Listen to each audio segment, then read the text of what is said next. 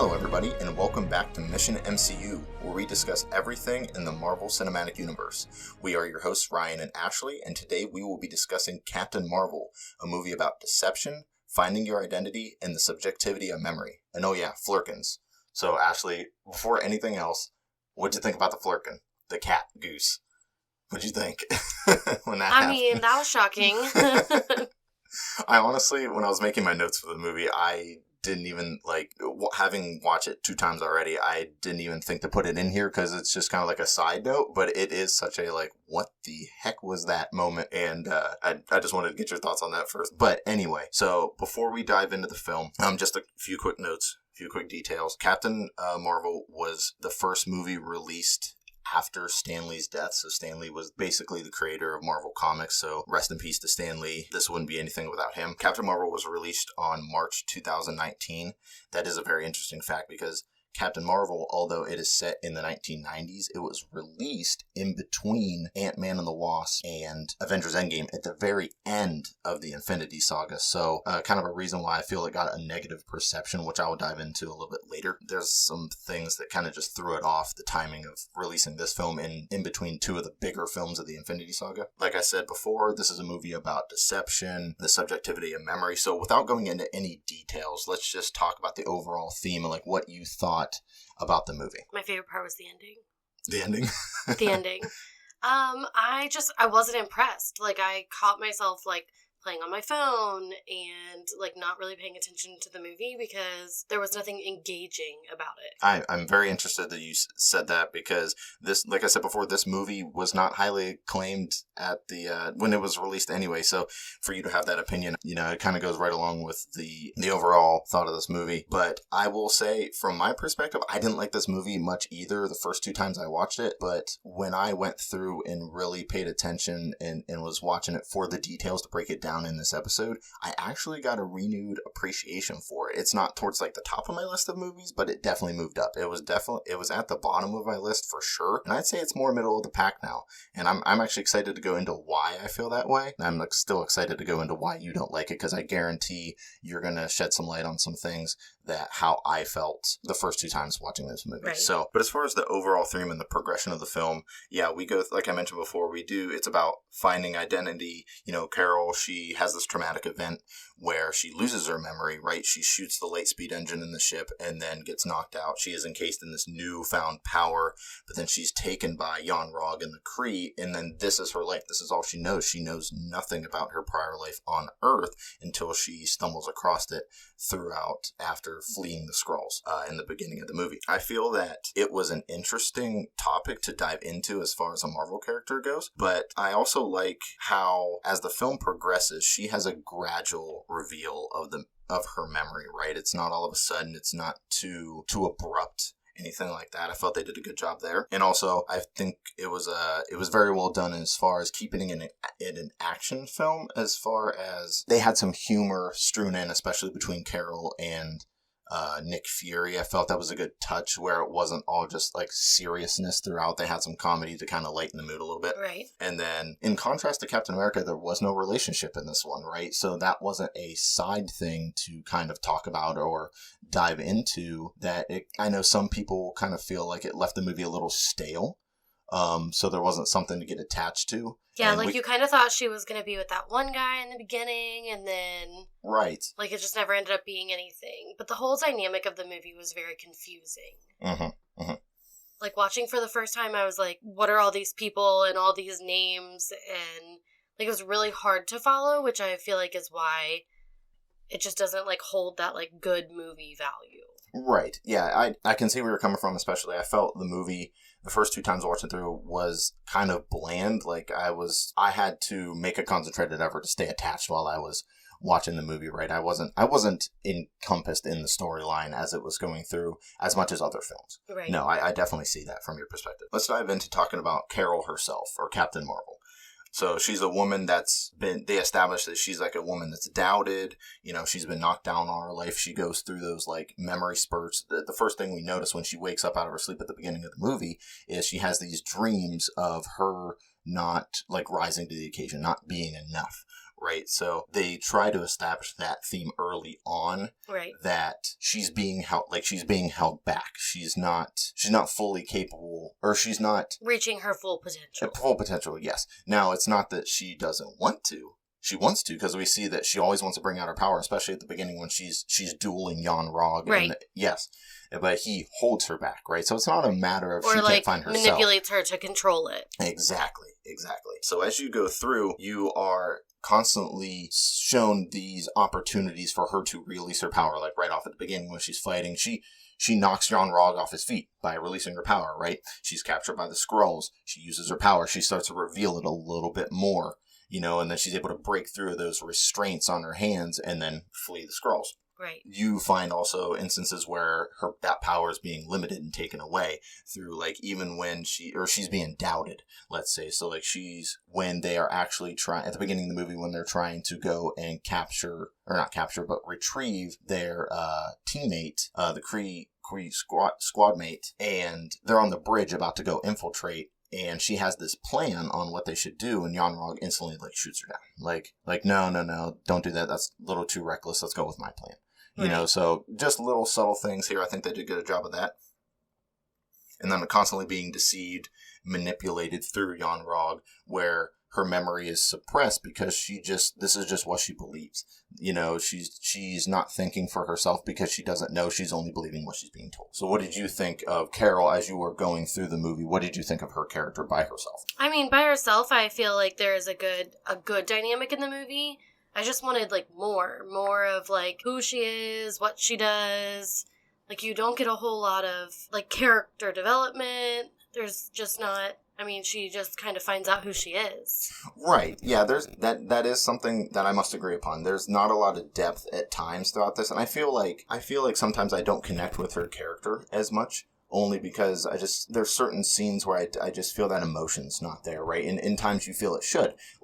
She goes with Nick Fury to Project Pegasus, the base, and then finds out, she had an aerial partner in Maria Rambeau. Correct. And she goes and tracks her down, right? You feel like after 6 years of not being on Earth and not seeing, there wasn't enough emotion in that scene, right? It was just, she just stumbles upon. Now, I know that Carol doesn't really remember who she is. She just basically showed that, hey, I knew this person. She looked like she was close to me. You almost think that they, tried to make that part of it, though. They tried to make, her not remembering is what led her to be emotionless. So I could see it from that perspective, but it's true. It didn't give anything more to the movie. Right.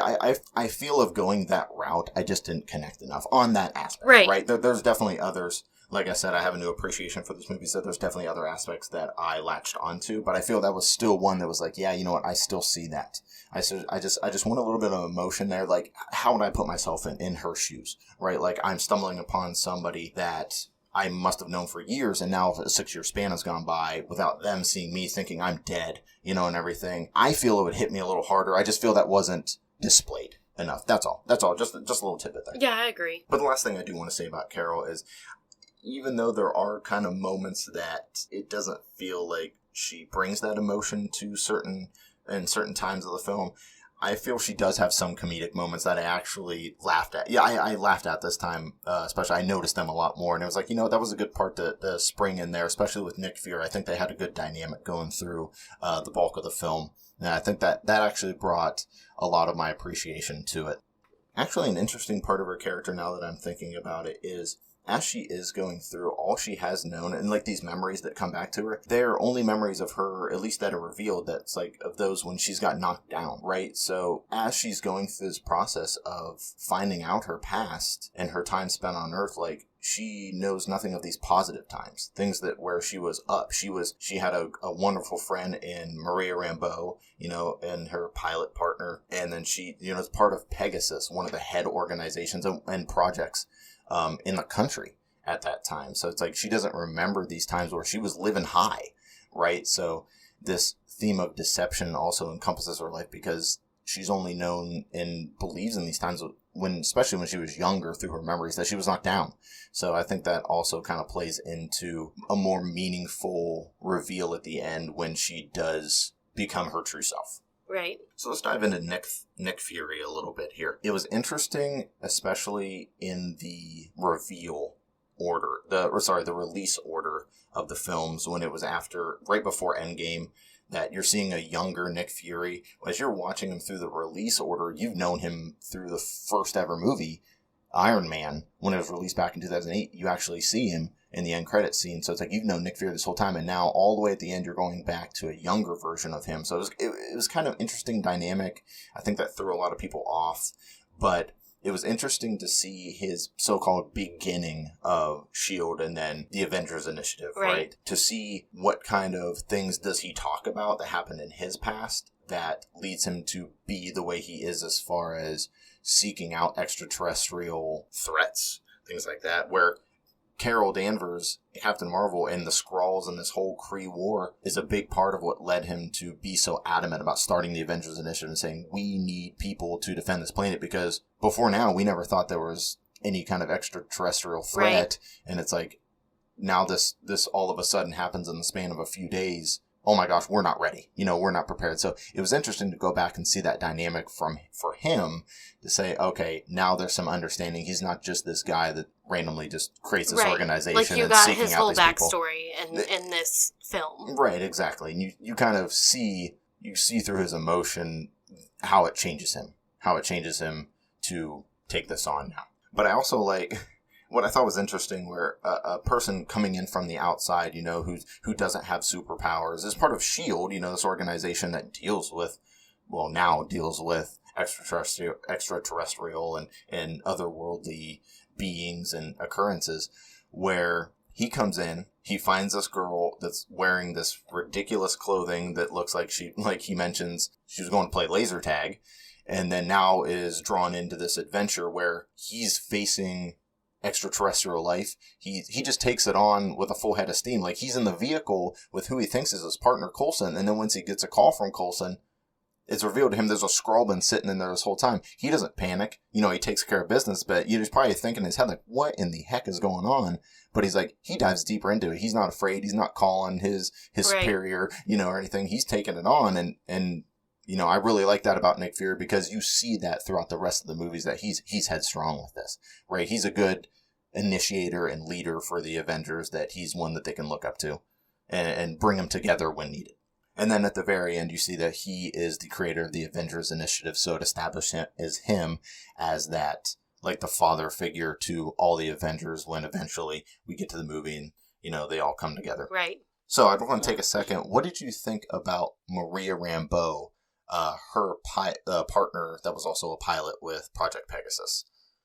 I just felt like she was almost, like, angry. The whole dynamic was very strange. Like, your friend walks in who's been missing, perceivably dead, and you have no, like, emotion. You aren't, like, excited. You aren't, like, asking questions. You aren't confused. Like, there was just not a whole lot happening. No, I'm right there with you. That I feel that was a very strange scene. Now, I know I talked about Carol, like, not having emotion. Now, from her standpoint, she's, has her memory wiped for the past 6 years. So for her to, like, this is like meeting a brand new person. So maybe she doesn't have that emotional outburst. Right. But I agree with you. From, like, Maria's standpoint, I feel like if I thought my partner, one of my good friends, was dead for the past 6 years, I mean, I think I'd be in a little bit more shock. I don't know what it's hard for me to put myself in her shoes, but I feel I would show a little bit more. I'd have a little bit different response that was displayed in the movie, especially even when Carol was, like, explaining things to her that she's gone through over the 6 years, like, what had happened. She just didn't seem fazed. It was just like, I'd be asking a crap ton of questions and be like, what in the world is going on? My brain would be mush, at that point. So I just feel like it didn't give me enough of that. I understood their relationship, especially watching it for the third time now. I felt there could have been a little bit more between their relationship. I understand through pictures and flashbacks on what kind of dynamic they had, but I felt they didn't bring that to the present time, that they could have shown a little bit more. There were some times, like, when they actually got Maria up in the air in the aircraft and they were going to the lab in space, that Maria, she felt comfortable flying the aircraft. She had some quirky, or not quirky, but quippy lines there, and she felt in the moment there, and I felt that's when she actually come to life as far as the character. But just the scene where Carol comes up on the house and is like, oh, hey, I'm alive after 6 years. I felt there should have been a little bit more from that, but overall, I do like their relationship, what it turns into. Yeah, for sure, especially like when they're in the lab, and even her relationship where she interacts with Nick Fury and everything too. So I think it comes to light later, but it's just the initial reaction wasn't enough. I felt it should have been a little bit more. Yeah. But there's overall, just a lot of lacking emotion throughout the whole movie. Right. I felt it was okay in the end overall. Just that scene just bugs me a little bit.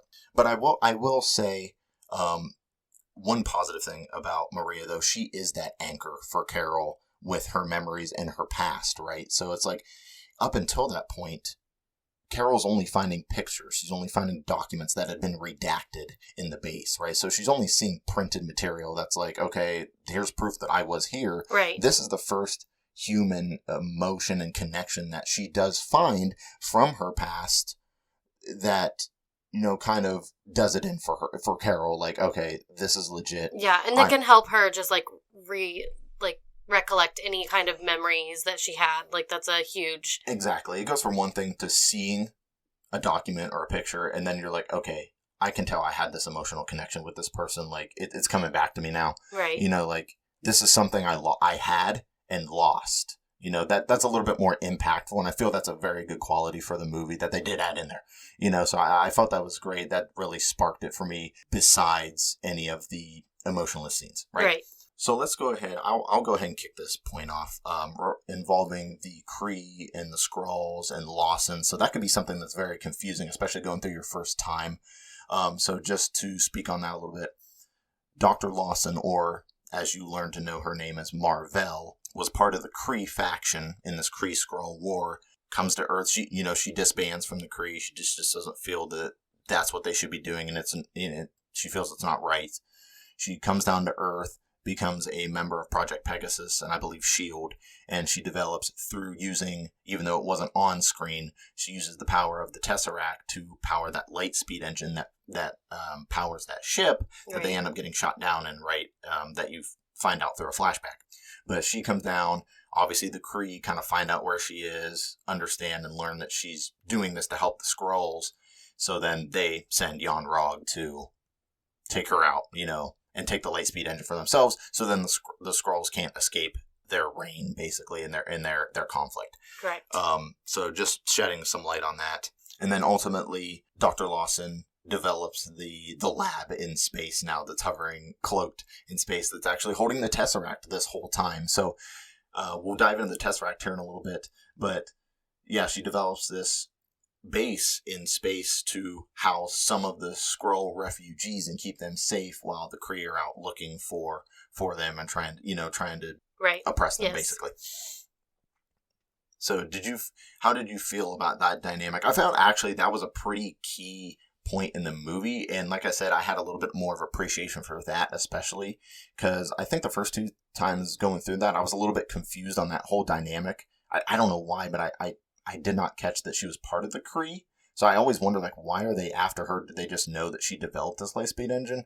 But now going through, that adds such an important piece to the movie. I feel that, and especially with Carol having this relationship with her in her past, adds that connection to the Skrulls from Carol's perspective. Yeah. I mean, it was all very confusing. Like you said, there are so many different names. You've got these, alien-looking people who can, it was just very out of context for me because it didn't align anything with Captain America. Yeah. Captain America was very, normal. Grounded, yeah. This was just, way out there. So that is a thing. No, it's a very good point you bring up, because watching it in this order, this chronological order, you go from a very grounded movie in Captain America, and now you're watching cosmic. You're looking at universal factions in the Kree and the Skrulls. You're looking at aliens. So it's like, whoa, I'm going from Captain America, who, this superpowered guy that's so grounded, and now you're going cosmic, right? Spaceships, alien ships, super teleportation, weird stuff like that, shape-shifting individual, so maybe in the release order it made a little bit more sense, but in chronological order I was so confused, and that's so understandable, and I'm glad you bring that up, because that is something that is difficult, especially if you're doing it in this order. But in the release order, yeah, you've been exposed to all this before through countless movies, like Captain Marvel, I think, was the 21st out of 23 films released in the Infinity Saga, so it was at the very end. So yeah, you've seen all this. It makes more sense in the release order, but chronological order, that is one of the things that makes it difficult to transition from Captain America. And understanding and looking past that, yeah, I understand where you're coming from with that, especially. So since Wendy Lawson has been hiding this Tesseract up in her base, I want to kind of touch on that for a second, because we leave the Tesseract in Captain America. They retrieve it out of the ocean, and they have it. You don't learn anything else from it. It's just in their possession. It goes to S.H.I.E.L.D., so you end up learning, it's in S.H.I.E.L.D.'s hands, Pegasus' hands. So this is how she uses it to power the Lightspeed engine that powers the ship, right? So I like them adding that dynamic into it. Again, another point that was kind of weird watching it release order, because up until that point, you learn more about the Tesseract, and I'm not going to reveal anything, but there's... I wanted to ask more questions. There's a lot of depth that goes into the Tesseract, and it was because you actually know what the Tesseract is by this point, watching it in release order. So then now you're watching this, you go back to the past and say, okay, now we're revisiting the Tesseract in its original state. What's going on? What's this new information? What are you telling me about it? So it is a big part of the film, but it's interesting to go back and see it in release order. But this chronological order, I think it fits better, because it doesn't take things out of order, and it doesn't ruin anything for you, really. You're going from Howard Stark gets it out of the ocean. Wendy Lawson has it now with Pegasus and S.H.I.E.L.D., and now to keep it safe, because she understands its power and she knows what it can be used for, she needs to protect it. Now it's up in her base. So I feel that was a good addition to the movie, and just a minor subplot point that just gives us a little bit of understanding, because when you get to further movies in Phase 1, and a couple movies we're about to get to it, it's in S.H.I.E.L.D.'s hands, so you don't know this little transition from space back to Earth. It doesn't do a lot for the storyline, and it doesn't mess anything up, but it's interesting to add that dynamic in, to know how it was used for other purposes. Right.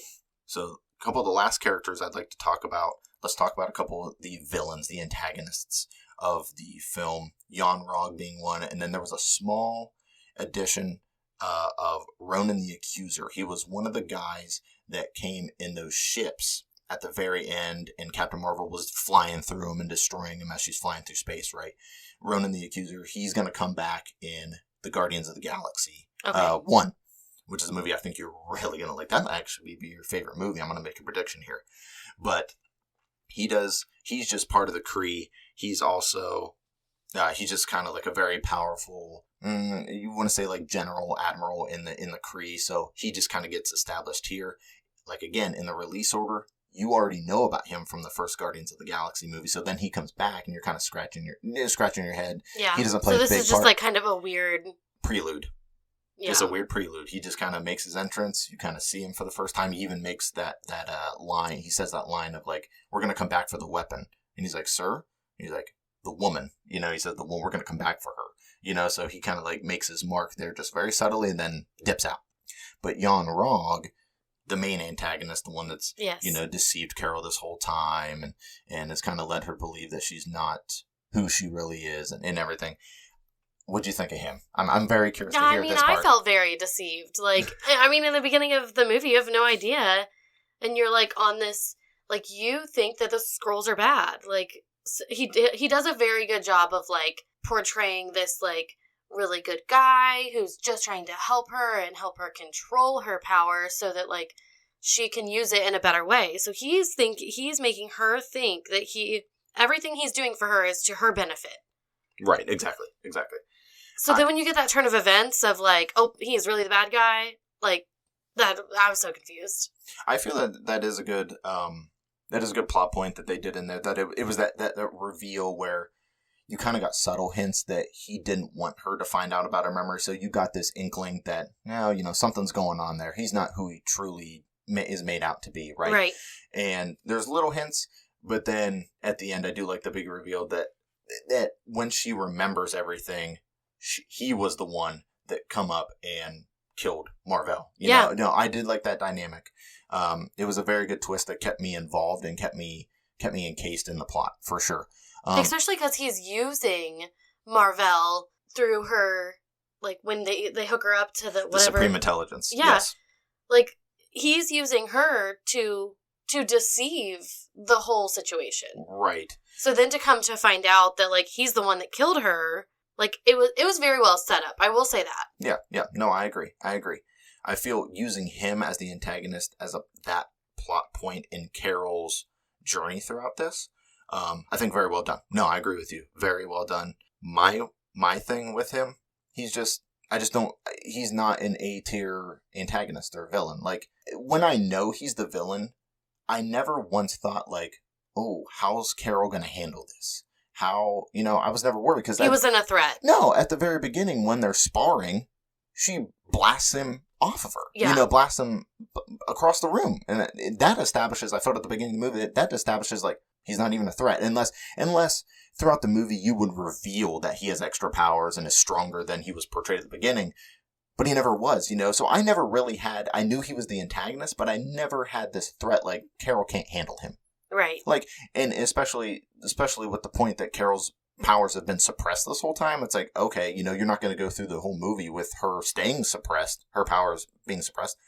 The point is for her to find her identity, to be who she really is, to unleash this power. So it's like, if he's not a threat at the beginning when her powers are suppressed, there's no way he's going to be a threat at the end when she's just like, all right, full force. So that was the major, I would say the major thing I didn't care about this movie was I just felt there was no real villain. No, there wasn't no antagonist-protagonist conflict besides the fact that he was the deceiver. He's the one that suppressed her all for that 6 years, right? And he was the one that did all this to her, so, wiped her memory and everything. Correct. But aside from that, no, you're right. There was no threat that kept recurring, right? This whole time he was just traveling to Earth to try to stop her eventually, but then gets there and stops her momentarily, but then once she just, breaks free of being hindered, it was game over. It was game over. So then after that, it was just like watching the end fight scenes. It was like, okay, how's Carol going to kick the crap out of these guys? Like it was never like, was he going to take the upper hand? How's she going to get out of this type thing? Yeah, it was, but. No, there's. Like I said, like the dynamic of him being that behind the scenes person that did all this to her and the cause of why she has to go on this trek, but then doesn't pose any more of a threat. So not a top tier villain, kind of lower on my list. So, all right, just real quick before we get into the final notes and details and get to our rating of the movie, I do just want to gloss over and retouch on the significance of the movie and the timeline. Again, watching it as the second movie in our rewatch/first watch order, that now it's set in the 90s, especially with the Tesseract. You have that in S.H.I.E.L.D. and Pegasus' hands. It played a part in this movie. You now know that it has gone on this little adventure and not just stayed in S.H.I.E.L.D.'s hands this whole time. It actually played a big part in the Skrulls' life. This whole faction, this outer space faction that will come back later. I think it gives a good plot point for Nick Fury's growth, to understand him a little bit better before getting into all the Avengers, because I feel like he does take kind of a backseat later on. He's still the head of the organization, but he does take a little bit of a backseat because once you start to get introduced to more characters like Thor, Hulk, all these other characters, he's not the limelight anymore. He's the head, but you're looking at all the other Avengers. So I liked making him a big part of the movie because then now you get more of a connection with him, especially with... You've established who he is, finally. Right. And I really like the connection that he made not only with Carol, because that will come back. Keep that in the back of your head. And he has a good relationship with Talos, the head Skrull, the Skrull that you see most of the time. He also forms a good relationship with him, and he will come back later on. The Skrulls come back? They do. I'm not gonna say how, but yeah, keep them in the back of your mind. Also, I felt that the movie did a very good job of, even though it was a weird transition from a grounded Captain America movie to now a cosmic outer space extraterrestrial theme, I think it did a good job of introducing us to that. So now we're aware of it moving forward in further movies where it's not as big of a surprise and it's more impactful, I think, that way. Another thing I do like about this movie that I want to dive into just real quick is it was an interesting way that the enemy, Yon-Rogg, was revealed at the very beginning of the movie, right? Like you touched upon, it was like this big twist, right? The twist that he was actually the one that did all this to her. You liked that about the movie, right? Yeah. Mm-hmm. So I also like that they did that, and that he was revealed at the beginning of the movie just like Captain America, right? But in Captain America, they knew about Johann Schmidt. They knew about him throughout the whole movie, so there was no big reveal to the protagonist, to Captain America. He knew. Right. He was briefed on it and everything. Where in this movie, in contrast, Carol had no idea that he was actually the one that did all this to her. So you were still introduced to the villain. There was a big twist. You learned, if you were watching it for your first time especially, you learned that he was the antagonist along with Carol, right? So you were kind of going along with her instead of knowing he was the antagonist the whole time. You kind of learned a little bit before she did, but instead of in contrast to Captain America, where everybody knew the whole time, there was a reveal this time, right? So it added a different dynamic, and I like how they did that. That kind of bumps up the grade for me. Not the only thing, but that is one of the things that bumped up the grade for me. I didn't appreciate that as much the first couple of times around watching this film. Another thing I really like, all these Avengers films, I'm going to preach it probably in every single episode, but I love the details that Marvel does when they make these movies. I'll mention just a few small things. One of them, in the scene where they're at the base, and Nick Fury has already mentioned when they were at the bar, he mentioned they were going into the base, right? And he was going to go into the intercom to kind of go through the gate. He said Nicholas Fury, and she goes, Nicholas, or he says his name, his first, middle, and last name. And she goes, "Oh, 3 names, huh?" And he goes, nobody calls me Nick. Not my mom, not my boss. Nobody calls me Nick. So when he steps into the elevator where he thinks, Talos, the guy that Talos impersonates, he walks in with him. He goes, "Good job, Nick," or something like that.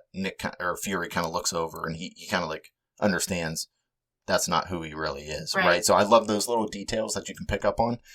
Again, they were strung out throughout the movie. A little thing too, the cat, Goose, the Flurkin, he recognizes Carol when they first go to the base and he's kind of walking around. So that was a little tip off. Nothing was really revealed with that little detail, but it kind of put in your mind okay, something's going on here. She's definitely been here. He recognizes her. Let's see where this goes. So little things like that to keep you engaged in the movie. Love that. Right. Love that.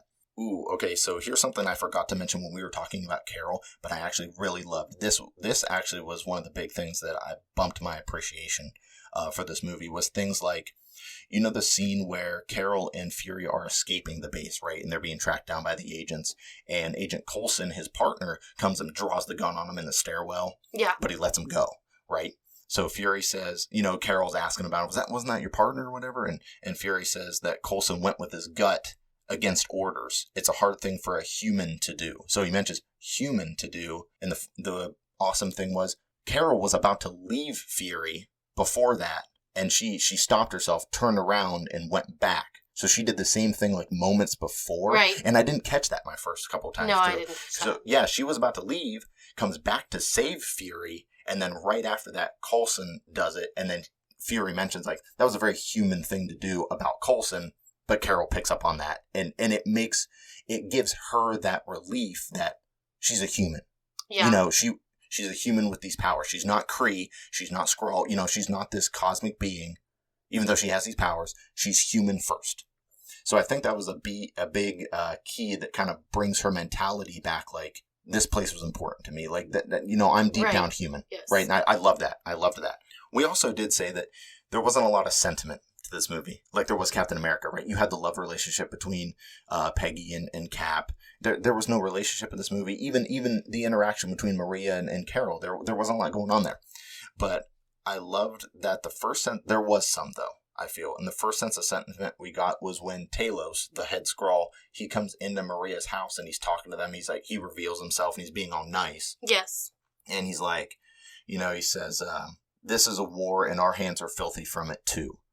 You get a sense that the Skrulls aren't these bad guys that they've been portrayed to be. Because up till that point, you believe they are. Right? So, and you're you're on one side of the coin. You're on one side of you're taking one side, and then you're completely flipped to the other. Because he's trying to make everybody understand and say, Right. He's telling his truth. Yes, exactly. He's telling his truth. And I actually connected with that a lot more this time because I knew going into it what happens. But I was coming from Talos's perspective, that's big right there. He's admitting, our hands are filthy too. We're part of this war, but you know what? We don't want to be any part of it anymore. Can you please help us? We're going to show our hand. Yeah, we're going to show our hand. Yes. And I love that. I appreciated that a little bit more this time. again, like most Marvel movies, I felt the music was really on point. They used songs like from Nirvana in this movie as well. Like when they send her to the Supreme Intelligence for the second time, and the song playing is Nirvana's "Come As You Are." The lyrics hit home with that, especially because they're like, "Come as you are, as you were, as I want you to be." So it just right in line with the theme of the movie, like "Come as you are," Carol Danvers. "Come as you were, the Earthling, your past, who you were before all this craziness is happening. Then come as I want you to be, who she's been told that she should." So it hits all the themes of the movie. And I didn't pick up on that the first time, but I had to rewind it a couple of times and listen to it. But, I thought that was a perfect, the music is always on point in these movies, I feel. But that was just like, wow, that is crazy how those lyrics just perfectly lined up. So I think I just added an element, like, engulfed me in the movie even more. And then last little detail I do want to touch upon before we go into our goods and bads and the rating of the movie is, again, a little detail. When Carol does finally unleash her full power in the final battle scenes with all the characters, all the Kree members, they actually made it a point to show her struggling with it a little. So she didn't just take control of this power and is like adept at it, right? She goes to blast people and she kind of falls back a little bit. She crashes into some arcade games and things like that. So she doesn't have a full handle on it, and she learns it a little bit. So I like that little aspect and that little detail in movies like this.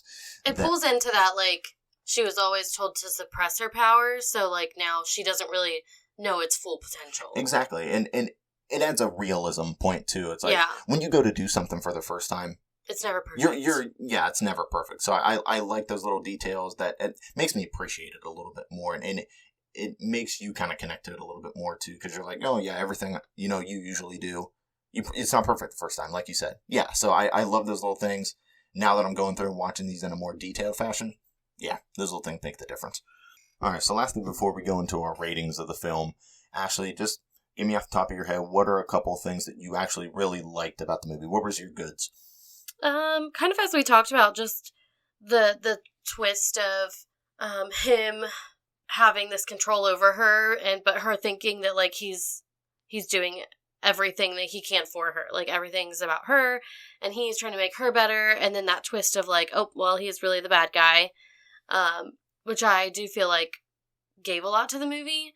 I liked her relationship with Nick Fury a lot.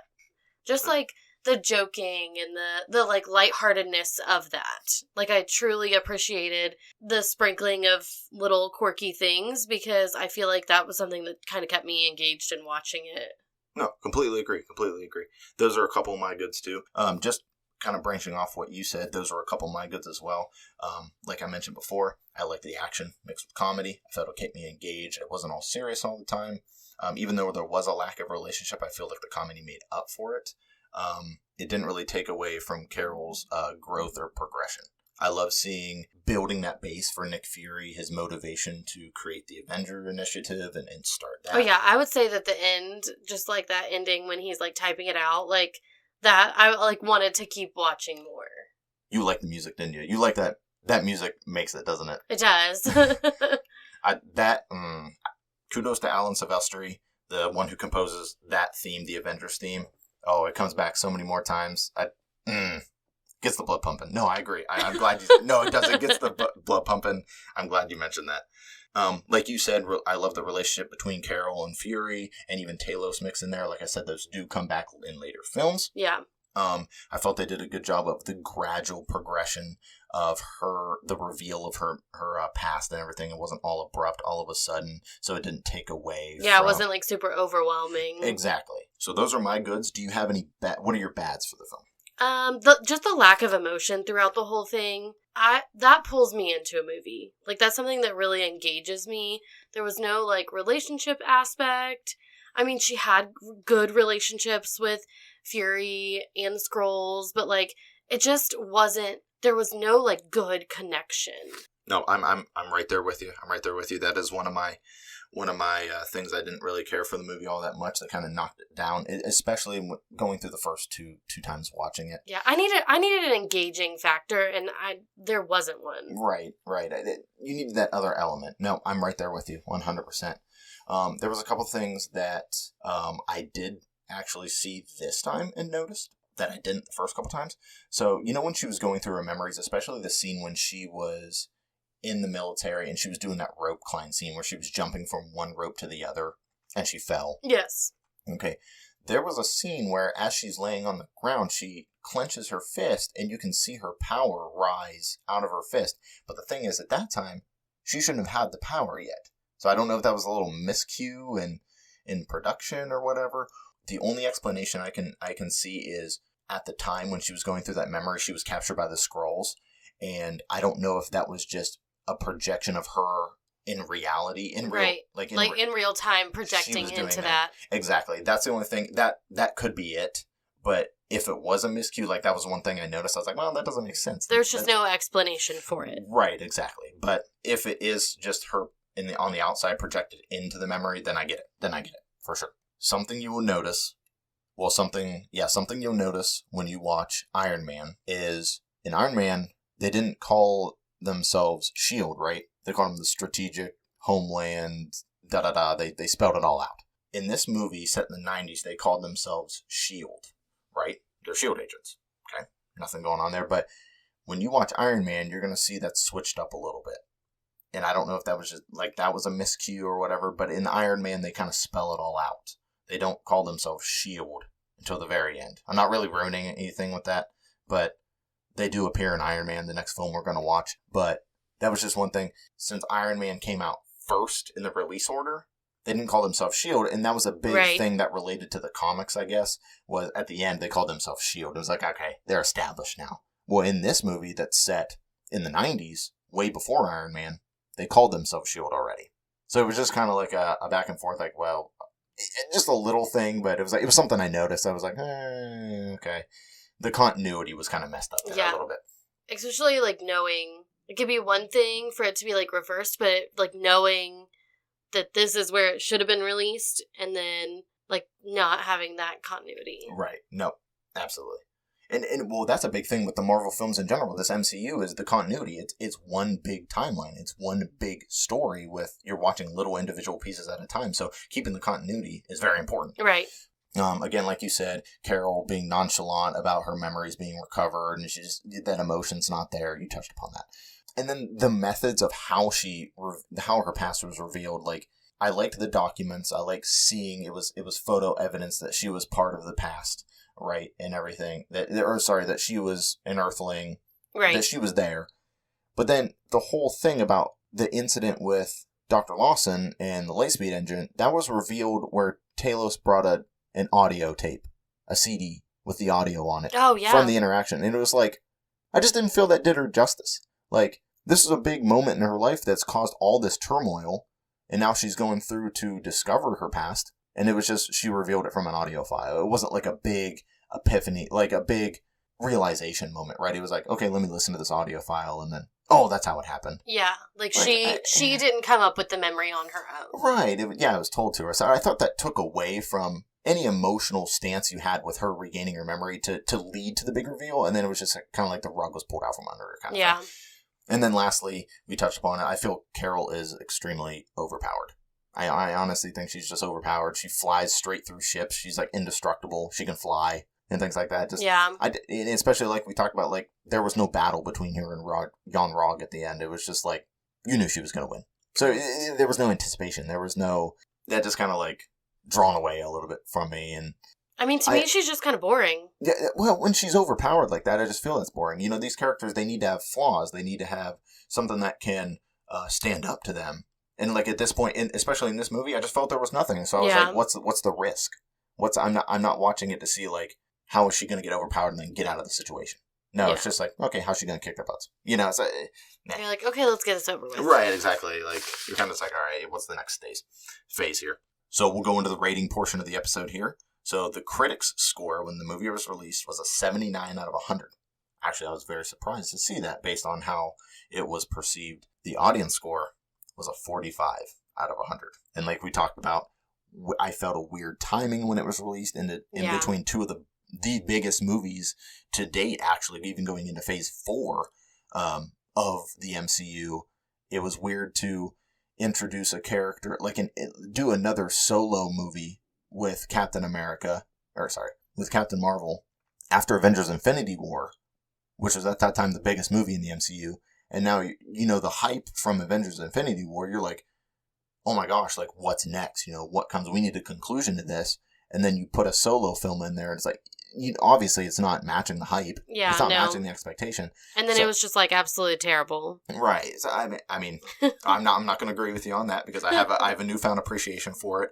But yes, you share the opinion of a lot of other people that this just didn't live up to the expectation of a lot of other people. So what would you rate it out of 100? Please don't say 0. Yeah, I won't say 0 because there were good points, but I would probably just say like a 35. A 35? Really? Okay, so... Like, I would give it 2 out of 5 stars. 2 out of 5 stars. Okay. So, I want you to keep in mind that I'm interested to see if this is the worst film you think, because there are some other films that I also have on the bottom. Like I said, even when I thought this movie wasn't so great, it wasn't my least favorite. There are a couple movies that I thought were a little worse than this, and we'll get to them. Not that they're terrible. They're very integral to the story altogether. Okay. But just the way they were done and everything, I just felt there were better movies, for sure. But like I said, I personally moved this up to the middle of my ranking. It now sits at number 14 out of 23. Out of 23 in the Infinity Saga. This is actually now my number, what did I say? 14. Number 14. So, middle of the pack.